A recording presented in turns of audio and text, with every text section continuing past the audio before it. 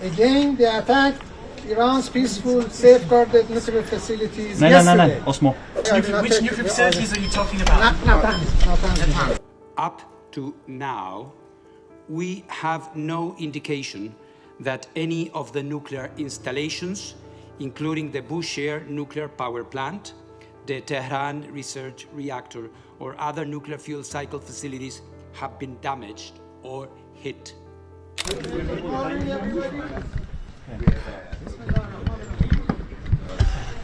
Joint aggressions of the U.S. and Israeli regime is the second aggression in less than 9 months. All these attacks are unlawful, criminal, and brutal. Only in one case, they completely destroyed an elementary school, killing at least 165-year students. This is the so-called help and freedom that U.S. President had promised to Iranians. Again, they attacked Iran's peaceful, safeguarded nuclear facilities yesterday. Osmo. Their justification that Iran wants to develop nuclear weapons is simply a big lie. They martyred our supreme leader, who was the only Muslim scholar completely prohibiting nuclear weapons.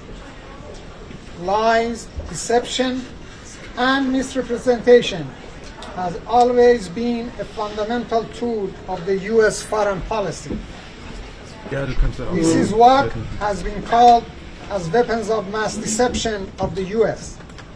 Historically, they used deception and disinformation to invade other countries. This war was launched by the U.S. President, who attempts to portray himself as a man of peace and asking for Nobel Peace Prize. Even when they talked about peace, it is a lie. And if they call for diplomacy, it is but deception. For them, diplomacy is merely a tool to deceive others. It is for the second time that they invade our countries during negotiations. Today, we are supposed to hold technical meetings here in Vienna. Based on such deceptions and unfounded allegations, they targeted our peaceful, safeguarded nuclear facilities, first in June and then here. Under international law, these strikes are unlawful and constitute crime of aggression. According to the IAEA resolution, such attacks are violation of the agency's statute. That's why Iran, joined by Russia and supported by China, called for a special session of the IAEA. These attacks are related to the core mandate of the agency. We ask the board to categorically condemn such attack. We mourn for the loss of our supreme leader and our innocent civilians brutally killed by the U.S. and Israeli regimes. Nevertheless, Iran's great nation is united and determined to resolutely and vigorously defend its country, honor, and interest. Our armed forces will continue to courageously defend the country with all available means. This is our inherent right under Article 51 of the UN Charter. I thank you very much. Ambassador, which nuclear facilities are you talking about? Natanz.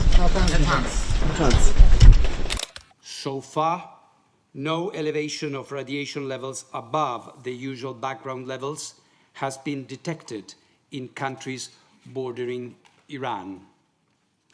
Regarding the status of the nuclear installations in Iran, up to now, we have no indication that any of the nuclear installations, including the Bushehr nuclear power plant, the Tehran research reactor, or other nuclear fuel cycle facilities have been damaged or hit.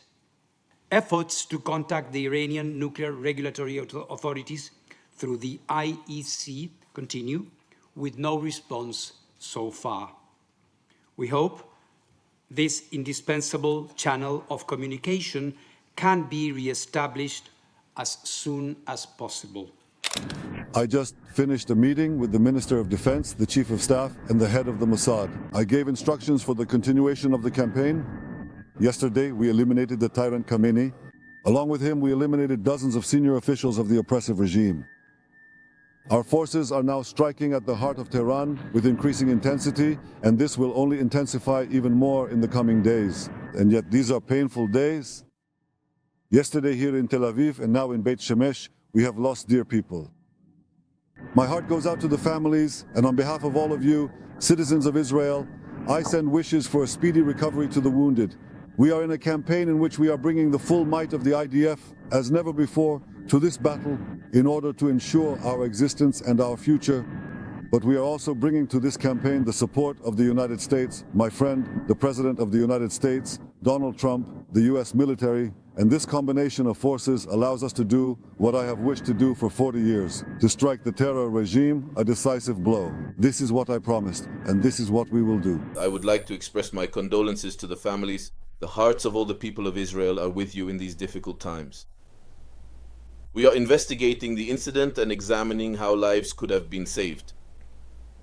After eliminating the heads of the Iranian terror regime in the opening strike of the operation, we are now systematically dismantling its core infrastructures and deepening the blow to the regime. A few hours ago, the IDF completed a wide-scale wave of strikes across Tehran. More than 100 Air Force fighter jets simultaneously attacked key headquarters of the Iranian regime's infrastructures. These are significant and powerful strikes, guided by precise intelligence, which enabled us to hit the terror regime's headquarters. Now you can see on the screen one of the headquarters we struck today. This is the emergency headquarters of the Intelligence Directorate, from which the regime managed its operational and intelligence efforts against the State of Israel. Alongside it, we also struck the regime's Operations Division headquarters and the main headquarters of the Iranian Air Force, which houses the Ballistic Missile Command and the Unmanned Aerial Vehicle Command. These headquarters have for decades been the beating heart behind the planning and execution of the regime's terror operations. These headquarters operated against Israel and against the entire world. Today, they were destroyed along with everyone who operated within them. Our message to the Iranian regime is clear. We know how to reach anyone, in headquarters, in bunkers, and anywhere else. No one is immune. During the day, we also struck the headquarters of Tarala, the regime's internal security apparatus. The headquarters is responsible for the regime's stability and led the brutal suppression of the Iranian people, the abuse, and the massacre of tens of thousands of civilians during the recent waves of protests. Even at this very moment, hundreds of Air Force aircraft are operating in Iranian airspace, hunting down sites and missile launchers in real time.